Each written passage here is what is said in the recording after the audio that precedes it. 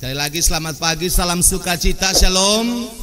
Kita bersyukur bahwa Tuhan ada dan Tuhan memberi sukacita dalam setiap budaya. Dan hari ini di pembukaan bulan budaya Gereja Masih Injili di Timor, Tuhan berkarya berkasih karunia dalam budaya Amanuban. Tepuk tangan untuk budaya Amanuban yang luar biasa. Tuhan tidak hadir untuk melecehkan budaya, apalagi merombak.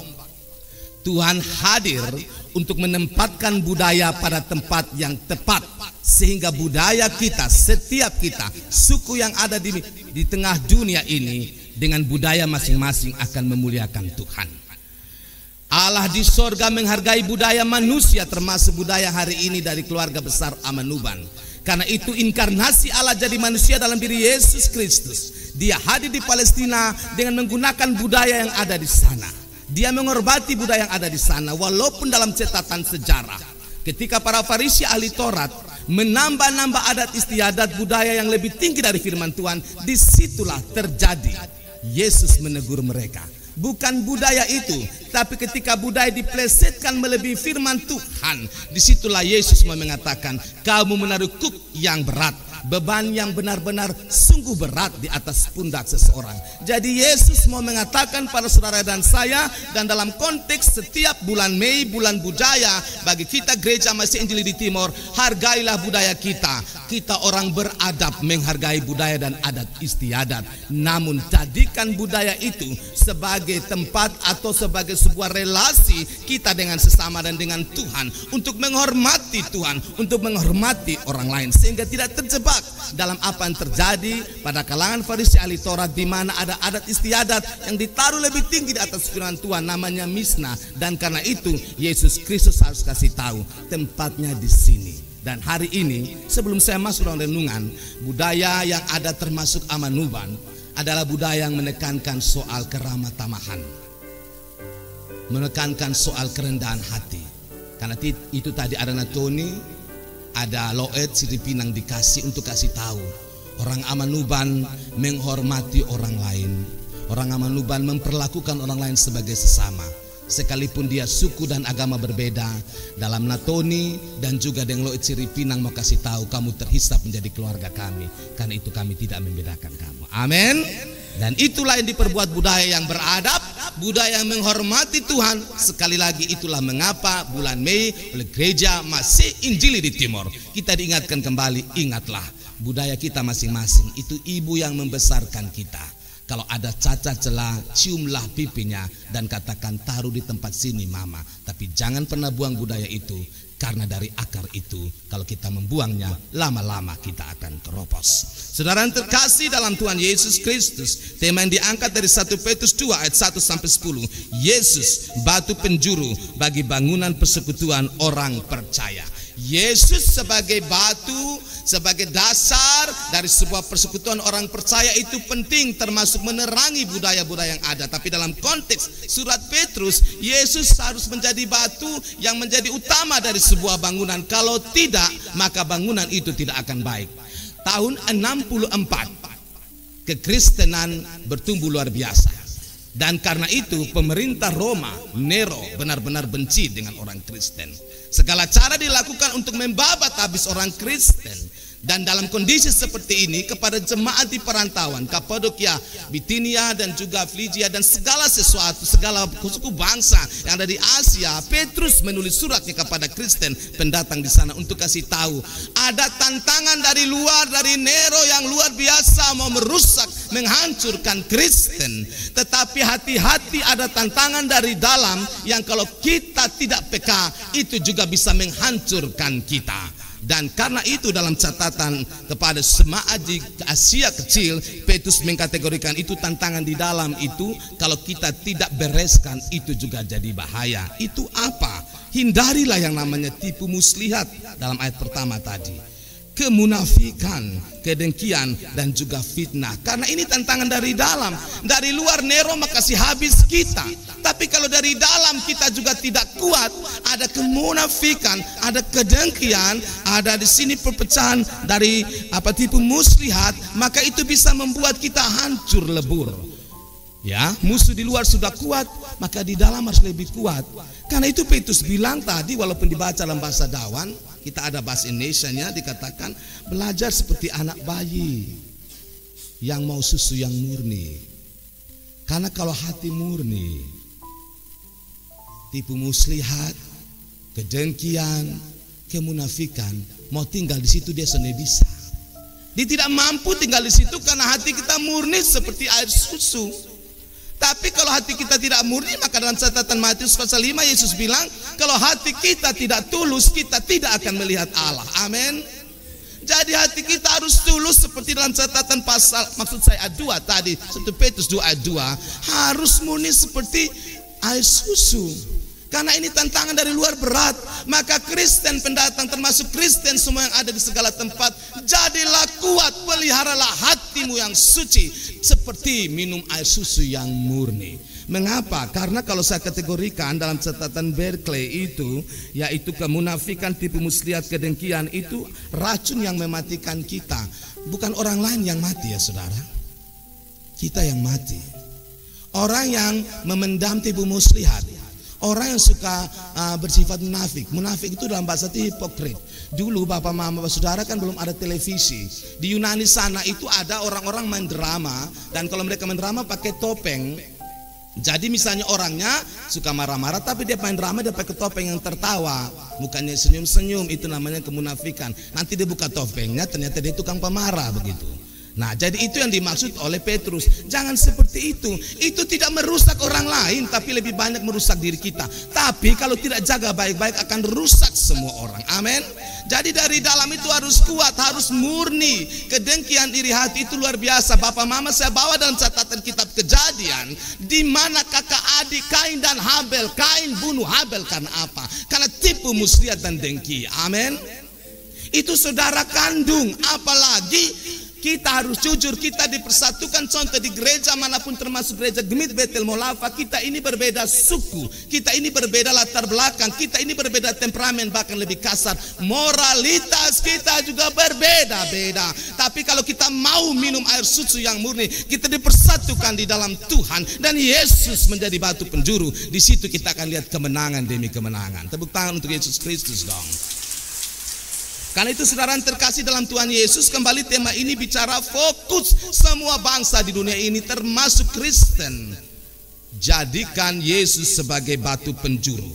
Belajarlah tiap hari meminta doa seperti ini. Ini doa disebut serenity prayer atau doa ketenangan hati seperti ini. Tuhan, berilah aku kemampuan untuk merubah hal yang aku mampu ubah, tetapi menerima yang aku tidak mampu ubah, dan kebijaksanaan hati untuk membedakan keduanya. Jadi ada hal di dalam dunia ini yang tidak bisa bapak mama ubah. Apa itu? Warna kulit kita. Kita lahir di suku apa tidak bisa dirubah. Memangnya yang Amanuban buat proposal dulu, mana di Amanuban? Kan tidak kan? Tapi papa mama saya dari Amanuban, saya suka Amanuban, saya rotes, saya sabu, saya helong, saya alor. Tidak ada yang buat proposal, itu tidak bisa diubah. Jadi kalau kita orang Timor atau NTT, mau kita ke luar negeri pun datang makan jagung ketemak biasa aja kali. Jangan lihat jagung ketemak bilang ini biji apa nih. Saya pernah tahu nih nenek kasih biji apa. Toki dia pentesta kau dia tahu sedikit. Jadi mau sampai luar negeri ke mana, ingat budaya kita. Karena kita tidak pernah buat proposal. Saya tidak buat proposal, bapak mama tidak buat proposal di Tuhan lahir di mana. Tapi Tuhan tahu orang ini, pribadi ini cocok lahir di suku ini. Jadi itu tidak bisa diubah. Yang bisa diubah itu apa dalam doa ketenangan hati? Karakter, sifat. Tapi budaya, warna kulit, mau operasi plastik mungkin berubah jadi putih. Tapi Michael Jackson mati bodoh-bodoh kan operasi plastik. Betul atau benar? Jadi ini mau kasih tahu ketong, air susu yang murni itu pun doanya begini.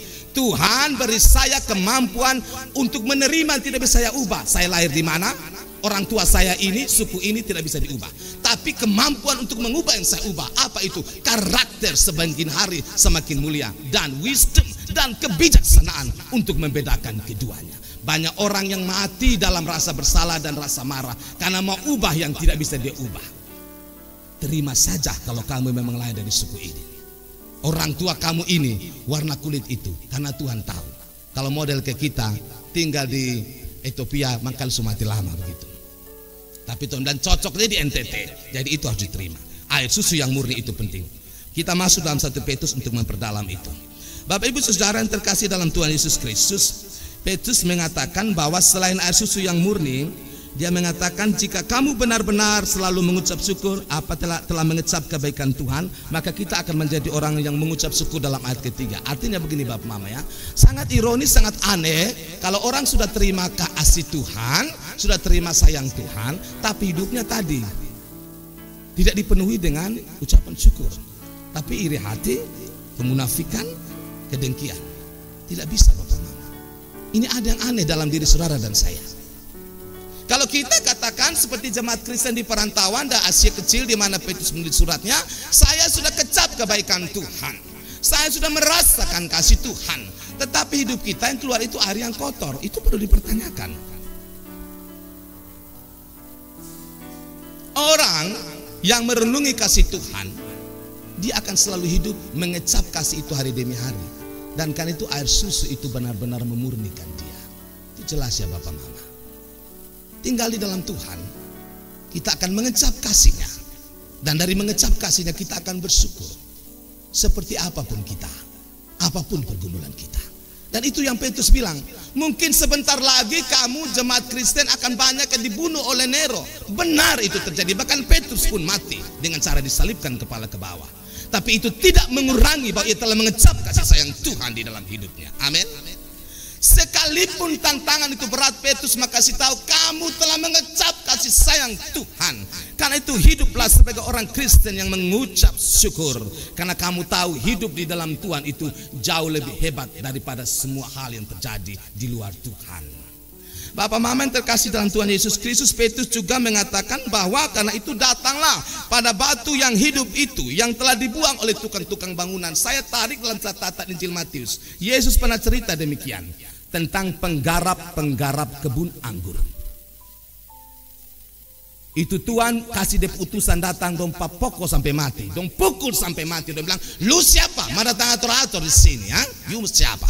Maka Tuhan itu pikir kalau kasih utusan mereka kasih mati itu ibarat nabi-nabi, maka saya pasti akan dihormati ketika anak tunggal Yesus yang diutus. Tapi dalam catatan parabel perumpamaan penggarap kebun anggur, anak itu datang juga justru mereka bunuh kasih mati. Artinya mereka tidak menghormati batu yang hidup. Israel tidak menghormati batu yang hidup. Itulah mengapa Yesus sebelum dia mati di Yerusalem, dia menangisi kota Yerusalem.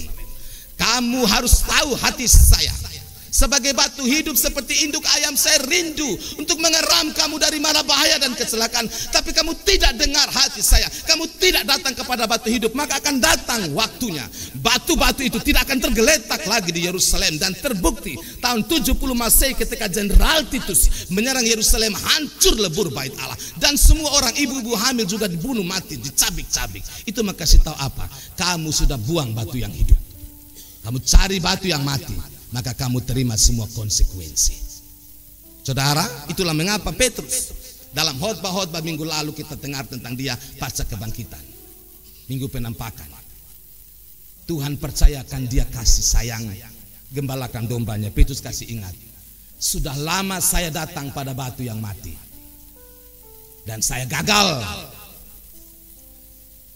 Sudah lama saya tidak bersandar pada Kristus dan saya menjadi batu sandungan sebagai murid yang menyangkali Yesus. Karena itu dia mengatakan dalam iman, datanglah pada batu yang hidup, yaitu Yesus Kristus, Yehosua, Isa Al-Masih. Maka kamu akan tahu, kamu akan hidup selama-lamanya. Amin. Batu yang hidup menghidupkan kita sehingga kita mengerti bahwa di dalam dia karakter kita yang tadi penuh kedengkian, yang tadi penuh tipu muslihat, yang tadi penuh dengan hipokrit, kemunafikan, di batu hidup itu kita akan diubah selama-lamanya.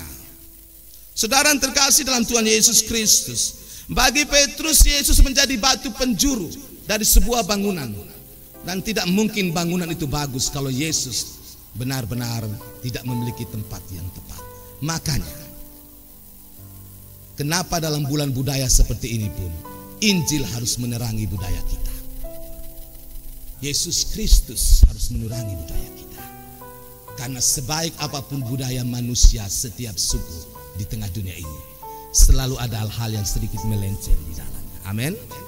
Dan karena itu dia harus ditaruh. Yesus menjadi batu penjuru supaya budaya itu ditaruh di tempat yang tepat. Ada budaya-budaya tertentu yang justru menghalangi kita menikmati kasih sayang Tuhan. Saya harus bicara dengan jujur dan kasih sayang.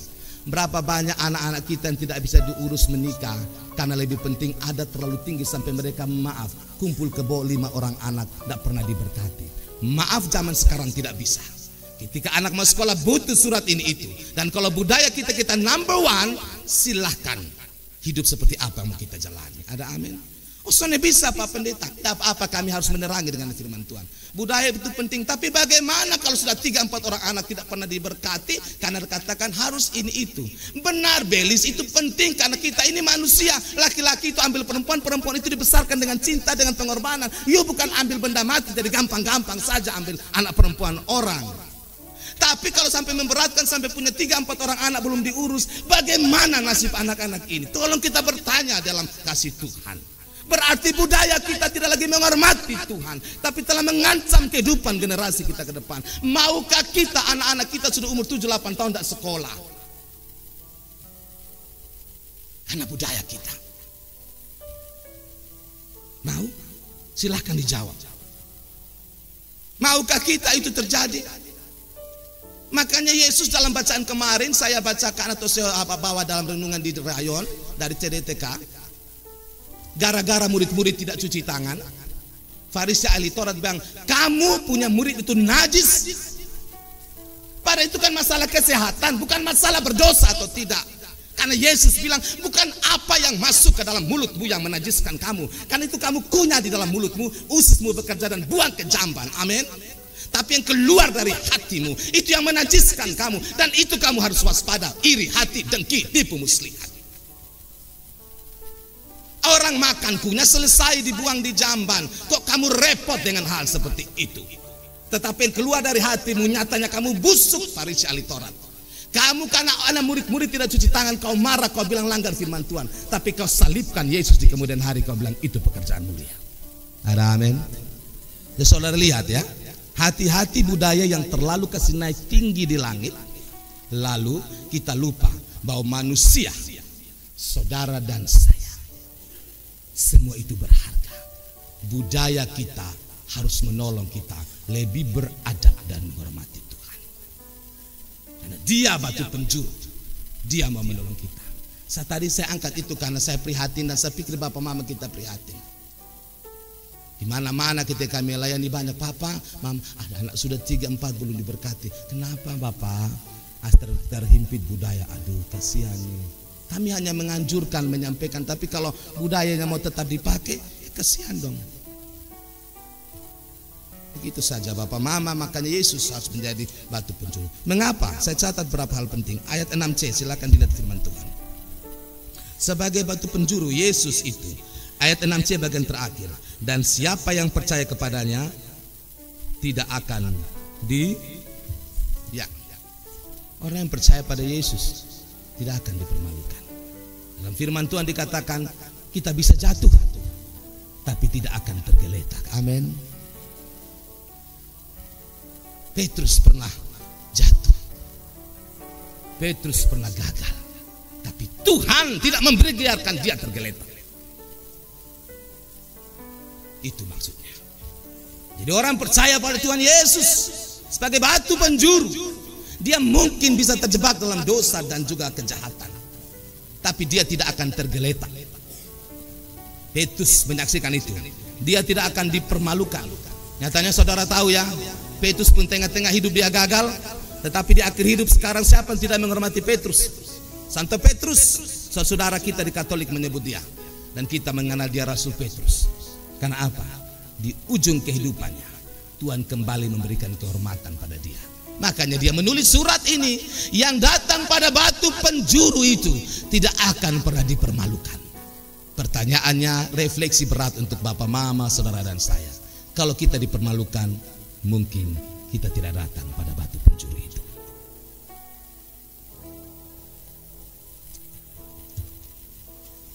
Ayat 7. Karena bagi kamu yang percaya, ia mahal. Tetapi bagi mereka yang tidak percaya, batu yang telah dibuang oleh tukang-tukang bangunan telah menjadi batu penjuru, juga telah menjadi batu sentuhan dan suatu batu sandungan. Mahal apa yang Tuhan buat, tapi itu tergantung percaya kita, sayang. Makanya Bapak, Mama, saudaraku yang Tuhan sayang, bergereja, ibadah harus, dalam persekutuan harus, tapi mintalah Tuhan Yesus beri iman pada saya, amin, supaya saya percaya Tuhan. Jangan mau terjebak dalam seremonial. Jangan mau terjebak hanya dengan perayaan-perayaan gerejawi, tetapi hati tidak percaya pada Tuhan. Karena tergantung percaya kita, itu batu jadi batu sandungan atau batu sentuhan atau batu penjuru, tergantung kata Petrus percaya kita. Kenapa ada orang yang dalam hidup ini masalah berat, tapi karena dia percaya pada Kristus dia keluar sebagai pemenang, dia benar-benar cakap menanggung segala perkara. Tapi kenapa yang lain cepat marah, akhirnya murtad, akhirnya meninggalkan Tuhan, akhirnya buat sesuatu yang di luar kehendak Tuhan? Jawabannya kita dapat hari ini, menyangkut percaya kita. Injil mencatat, bahkan orang kafir, ya, Sirofenisia, perempuan yang anak perempuannya kerasukan setan, Kanaan, bangsa Kanaan yang kafir, datang kepada Yesus dan minta, sembuhkan anak saya. Yesus bilang, kamu sembuh. Tapi saya, Yesus bilang, diutus hanya untuk Israel, untuk anak-anak. Iya benar, untuk anak-anak roti itu dia bilang. Tapi kan Tuhan, anjing yang di bawah meja butuh remah-remah yang jatuh dari roti itu. Saudara lihat, ini kafir. Kenapa Injil catat ini? Untuk membuat kita sadar, yang membuat kita diselamatkan adalah percaya pada Yesus, bukan beragama, bukan sekedar ada agama, nama agama di KTP kita, ya. Jadi mohon kita jujur dengan diri sendiri. Asal itu roti punya remah-remah jatuh, saya pantas makan itu. Maka Yesus bilang, kau selamat, anakmu selamat, yang dirasuk setan selamat sekarang, karena kau percaya. Kau bukan Israel, tapi kau percaya. Kita tersentuh dengan Injil mencatat orang-orang dari kalangan luar, bukan Israel. Cornelius, perempuan pendaraan, perempuan Samaria, orang yang benar-benar diasingkan, dibuang. Tapi ketika percaya pada Yesus, dicatat tidak pernah Yesus mempermainkan iman mereka. Tidak pernah. Tapi kalau tidak percaya, Yesus bilang apa? Murid-murid tiap siang hari malam lihat saya bekerja dalam kasus pengusiran setan, tapi tidak mampu. Kenapa? Karena kamu tidak percaya. Kalau saja kamu punya iman sebesar biji sesawi, kamu bilang lempar gunung ini, lempar dia. Tapi karena kamu tidak percaya, saya waktu menyiapkan ini jujur secara pribadi, ternyata ini kata kita meleset. Mungkin karena kita pikir percaya hanya sekedar bicara tentang Tuhan, tapi tidak pernah bicara dengan Tuhan. Hanya orang bicara tentang Tuhan penuh mulut, tapi tidak pernah bicara dengan Tuhan. Beda, saudara, ya.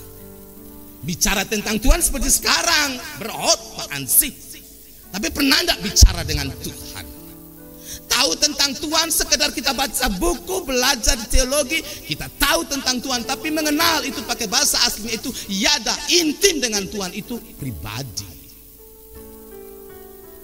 Maka jangan salah, Yesus dengan tajam mengatakan, kalau anak manusia datang kembali lagi ke dalam dunia ini, apakah ia mendapati iman di dunia ini? Karena mungkin orang sudah kehilangan iman pada Tuhan. Saya dan kita berdoa, selama gereja ada dan sangat sampai kekal Tuhan jaga, datanglah ke tempat ibadah, walaupun ada 5-6 orang saja di sana. Datanglah ke perayaan seperti ini dalam ibadah bulan budaya, tapi datanglah dengan satu hal, saya datang mencari dan mau percaya pada Tuhan. Amin, ya. Jangan datang karena bulan budaya melihat, oh kostum Amanu Bantu seperti itu, maka minggu depan kita harus lebih dari Amanu Bantu. Ada baik, ada di bayar. Amin. Mau lihat bapak tua itu kalau dia pakai kostum tuh kayak Karmana, ada baik, ada di sonde baik.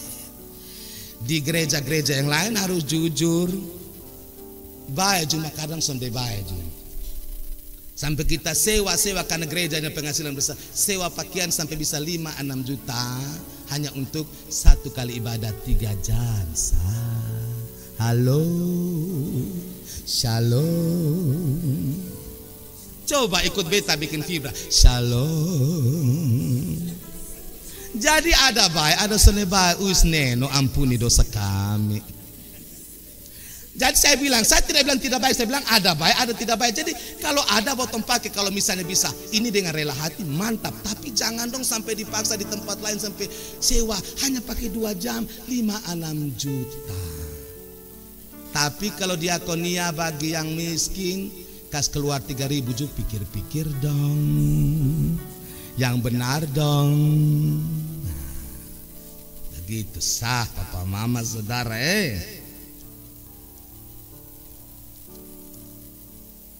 Tergantung kehendak hati kita. Tapi kita harus percaya setiap hari kita akan lebih baik. Amin. Kita harus percaya setiap saat di dalam Kristus sang batu hidup, kita akan jadi lebih baik karena Kristus menerangi hati kita. Yang berikut saudara, Yesus berkatakan lewat Petrus. Saya suka ini ya. Coba kita lihat pada saya lompat langsung ayat ke-9. Tetapi kamulah bangsa yang terpilih, imamat yang rajani, bangsa yang kudus, umat kepunyaan Allah sendiri, supaya kamu memberitakan perbuatan-perbuatan besar dari Dia yang telah memanggil kamu keluar dari kegelapan kepada ini status baru. Dulu kita dalam kegelapan, tetapi Petrus bilang dengar, di dalam Tuhan sekarang kamu bangsa yang terpilih, imamat rajani. Inilah indahnya bergereja. Di luar sana orang hanya maki-maki kita pendosa hanya omong kita pusonde baik. Tapi datang ke gereja dosa kita ditegur. Tetapi setelah itu ada firman bilang, kenapa kamu ditegur? Karena kamu umat yang terpilih. Amin. Tepuk tangan untuk kita kalau begitu. Kita bangsa yang Tuhan cintai, suku yang Tuhan hargai, makanya Tuhan hormati kita. Status baru kita yang penting, bukan status lama. Makanya Lisha Oda ketika bertobat, dia menyanyi begini lagu dangdut. Lain dulu aku, lain sekarang. Dulu aku beraksi, sekarang bersaksi. Dulu jiwaku mati, sekarang hiduplah. Dulu susah hati, sekarang sukacita. Mau Pak Pendeta lanjut kok? Mau ya? Iya. Stop sudah tepuk tangannya. Pergi, aku pergi ke sana sini. Aku pikir apa yang ku cari. Dulu jiwaku mati, sekarang hiduplah. Dulu susah hati, sekarang sukacita. Yesus, ku serahkan hatiku padamu dan segenap hidupku hanya untukmu. Pendeta saya pun bisa lagu dangdut begitu. Gini-gini mantan penyanyi panggung Tuhan tangkap dari penyanyi rohani ini begitu. Kembali Bapak Mama, kenapa saya perlu nyanyikan lagu itu? Dulu botong begini, dulu kita tidak kenal Tuhan. Tapi sekarang kita bangsa yang terpilih. Makanya Kristen yang hidup di masa lalu dulu menangis bilang, aduh beta nih paling berdosa nih calon neraka. Stop. Dulu saya penjahat, dulu saya perampok, dulu saya pesina, dulu saya tukang selingkuh. Tapi sekarang saya ciptaan baru dalam Kristus. Sekarang karena batu penjuru itu saya hidup baru. Itu Kristen. Yesus tidak panggil orang dulu di masa lalu terus. Karena itu jangan juga jadi Kristen suka korek orang masa lalu zaman terus. Tidak boleh. Tapi Yesus panggil kita seperti kata Paulus, bukan lagi aku sudah melupakan apa yang di belakangku, tapi sekarang aku mengarahkan hati pada Dia dan panggilan surgawi yang dahsyat luar biasa itu. Karena aku percaya dan kita percaya seperti Petrus katakan, sekarang kita bangsa terpilih. Saya kesaksian sedikit. 2010 kami Mama meninggal duluan. Jadi kami antar orang Sabu punya istilah ruketu, pakaian apanya ke Sabu sana. Dan kita juga nanti di papa punya kampung, di kampung yang sangat jauh ya, namanya Mapipa, itu kampung jahat. Jadi beta ini mantan penjahat, tapi sekarang jadi penjahit jiwa orang. Dulu penjahat, sekarang jadi penjahit jiwa orang. Sampai di sana saya lihat, bayangkan sudah tahun 2000-an.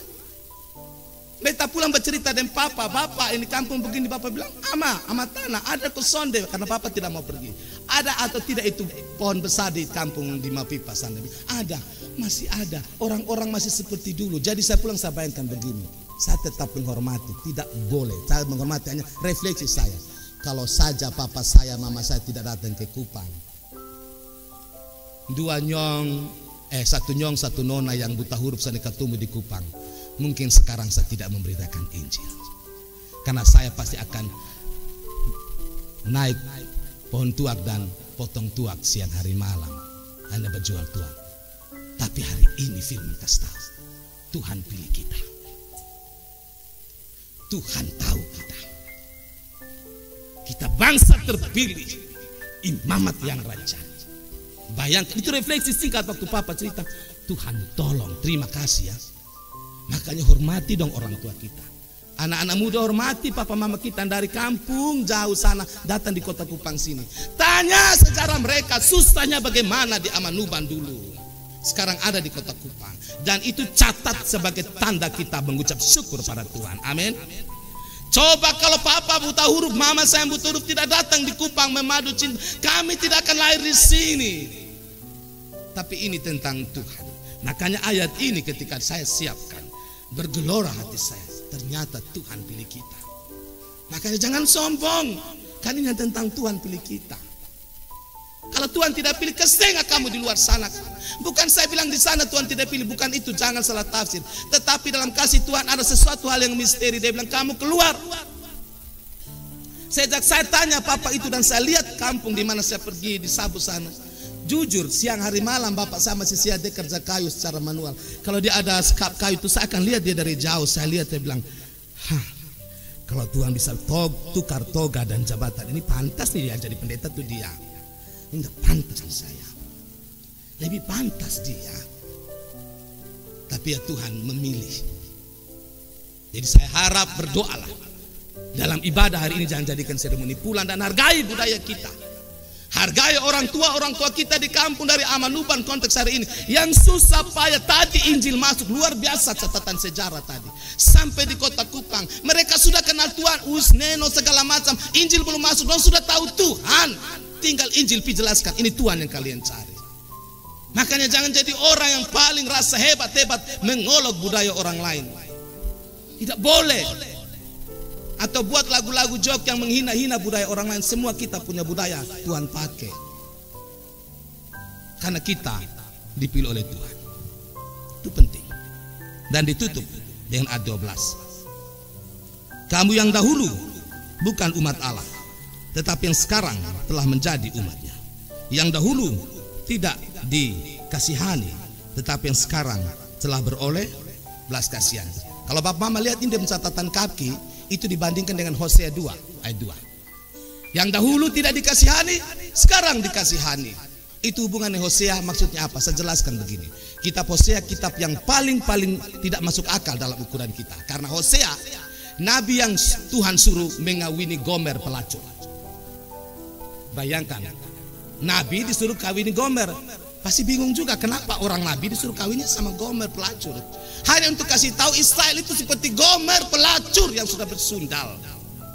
Tapi kasih tahu itu Gomer, sekalipun dia kawin dengan kamu terus dia lari lagi, nanti dia datang lagi, dia benar-benar tidak setia. Kasih tahu dia, lu terima dia, karena aku menerima Israel dan Kristen yang bertobat. Luar biasa. Israel diibaratkan seperti Gomer yang dikawini Hosea, yang adalah pelacur. Yang Hosea sayang dia, tapi malam-malam dia bangun lari ke setengah Hosea. Nanti dia sudah rusak, dia datang ke Hosea, diterima lagi, lari lagi. Tapi Tuhan bilang dan ditegaskan kembali oleh Petrus, dahulu kamu tidak dikasihani, bukan umatku, tapi sekarang kamu dikasihani sebagai umat. Saudara lihat Petrus menutup pasal ini dengan cara yang sangat hebat. Makanya Kristen itu paling berbahagia. Karena kita tidak hidup atas kutukan. Amin. Kita hidup atas anugerah. Dan justru waktu melihat anugerah itulah kotong kita berubah jadi baik hari demi hari. Hormatilah budaya kita. Datanglah pada sang penjuru batu itu yang hidup. Dan lihatlah hari demi hari hidup kita pasti diubahkan. Tuhan berkati. Amin.